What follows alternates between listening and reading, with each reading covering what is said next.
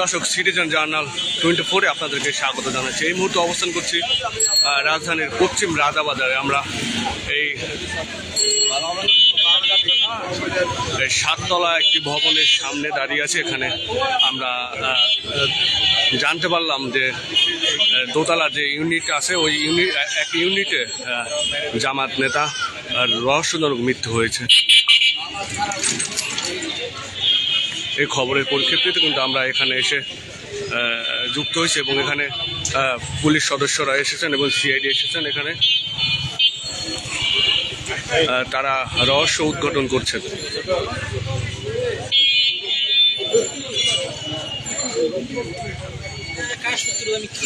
তার কিছু স্বজন এখানে আছে, তাদের সাথে আমরা কথা বলার চেষ্টা করবো এবং জানবো যে আসলে তারা কি জানেন রহস্যটা। সালাম ভাইয়া, যদি একটু বলতেন যে আপনার যিনি মারা গেলেন সে আপনার কি হয় এবং সে কি কোনো দলের সদস্য কিনা? একটু জোরে বলবেন, লাউডলি বলবেন। আমাদের আনোয়ারুল্লাহ সাহেব, উনি হচ্ছেন বাংলাদেশ জামাত ইসলামী সাংগঠনিক ওয়ার্ড পশ্চিম রাজাবাজার ওয়ার্ডের সহসভাপতি ছিলেন বাংলাদেশ জামাত ইসলামীর।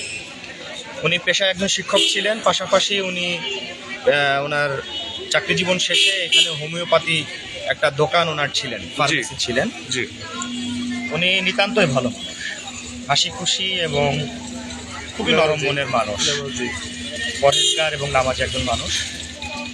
আমরা আজকে খুব সকালবেলা ফজর নামাজের পরেই আমরা শুনতে পেয়েছি যে উনি স্ট্রোক করছেন।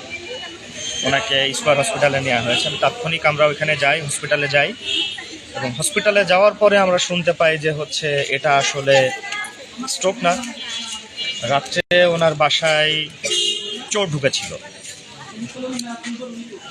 বাসায় চুরির পাশাপাশি ওনারা যেভাবে শারীরিক নির্যাতনের যে চিত্র আমাদের সামনে এসেছে, এতে আমরা এটা বলতে পারি যে এটা স্পষ্ট একটা খুন।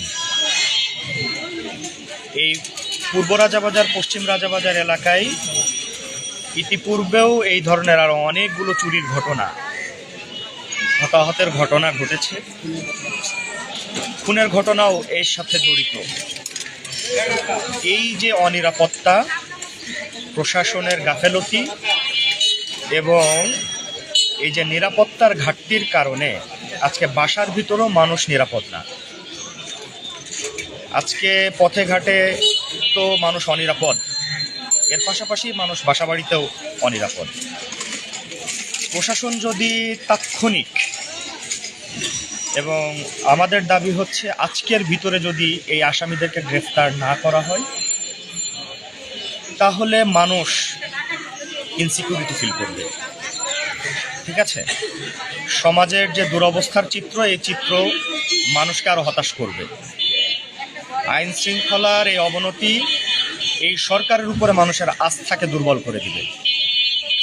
এই জন্যে সংগঠনের পক্ষ থেকে, বাংলাদেশ জামাত ইসলামের পক্ষ থেকে আমরা যেমন চাই, এই এলাকাবাসীর পক্ষ থেকেও আমরা এটা জোর দাবি জানাচ্ছি যে আজকের ভিতরেই এই আসামিদেরকে গ্রেফতার করা হোক। এবং কাউকে সন্দেহ করছেন? আচ্ছা বলেন। এবং আমরা চাই শুধু বিচার না, এই বিচারটা যাতে এই এলাকার মানুষ দেখতে পায়। কাউকে সন্দেহ করা বলতে আমরা তো আসলে কাউকে সন্দেহ করার সুযোগ এভাবে নেই, কারণ তার সাথে আসলে সে এতটাই ভালো মানুষ। তার বাসায় যে চুরি হয়েছে এটা আপনি কিভাবে বুঝলেন বা কিভাবে জানলেন? এখান থেকে চুরি বলতে আমাদের ভাবি আনোয়ারুল্লাহ সাহেবের ওয়াইফ, ওনার হাতে গলায় যে সমস্ত গহনা ছিল সেগুলো নিয়ে গিয়েছে। বাসায় কিছু টাকা, নগদ ক্যাশ ছিল। বাসায় ঢুকলো কিভাবে আপনারা এটা জানতে পারছেন? আমরা বাসার পিছনে গ্রিল কেটে ঢুকছে, জানলা কেটে ঢুকছে এবং সিসিটিভি ফুটেজেও দেখা গেছে যে দুইজন জানালা কেটে, গ্রিল কেটে ভিতরে ঢুকছে আর কি। আমরা প্রত্যাশা করব যে এটা খুব শীঘ্রই গ্রেফতার করা এবং এই বিচারটাকে ত্বরান্বিত করা। স্কয়ার হসপিটালের কর্তৃপক্ষ জানিয়েছে এটা খুন। স্কয়ার হসপিটাল তো তাকে ডেড বডি হিসেবে রিসিভ করেছে। আমরা যখন যাই তখন আমাদেরকে বলছে যে ওনারা বডি পাইছেন আর কি। তারপরে এখানে সুরতহাল যেটা, সেটা তো পুলিশের পক্ষ থেকে নেওয়া হয়েছে, ঠিক আছে। আমরা দেখেছি তার হাত এবং পায়ে যেভাবে বাধা ছিল, মুখে বাধা ছিল, গলায় বাধা ছিল, এটা আসলে স্পষ্ট খুন, ঠিক আছে। মানুষ তো অনিরাপদ হইতে পারে না, মানুষের নিরাপত্তা জরুরি এবং প্রশাসনকে আরো শক্ত আপনারা এলাকাবাসী কি দাবি জানাচ্ছেন? এলাকাবাসী, আমি যেটা বলেছি, এলাকাবাসীর দাবিও এইটা, তারা নিরাপদ থাকতে চায়।